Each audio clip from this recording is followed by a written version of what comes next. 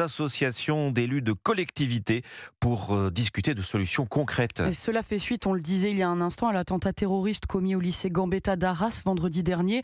L'auteur, Mohamed Mogouchkov, 20 ans, est mis en examen pour assassinat et tentative d'assassinat en lien avec une entreprise terroriste, ainsi que son jeune frère et son cousin pour complicité.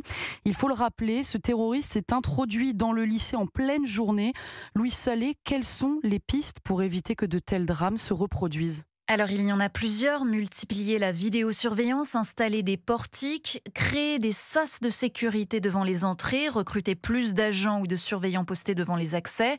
Mais il n'y a pas en revanche de solution unique, il faut mettre à jour les diagnostics de sécurité de chaque établissement pour savoir quelle est la réponse la plus adaptée. François Bonneau est vice-président de Région de France. Entre une entrée de lycée qui est dans une zone très ouverte où on a la possibilité de faire un parvis et puis un lycée de ville dont les portes s'ouvrent directement sur un trottoir, on ne peut pas avoir les mêmes interventions. Ce qui peut être renforcé encore, c'est la présence humaine. Si nous n'avions que de la technologie, ce serait une grande fragilité. Près de 500 millions d'euros ont déjà été investis par l'État depuis 2017 dans la sécurité des établissements, mais il va falloir encore mettre la main à la poche. Les collectivités demandent à être aidées.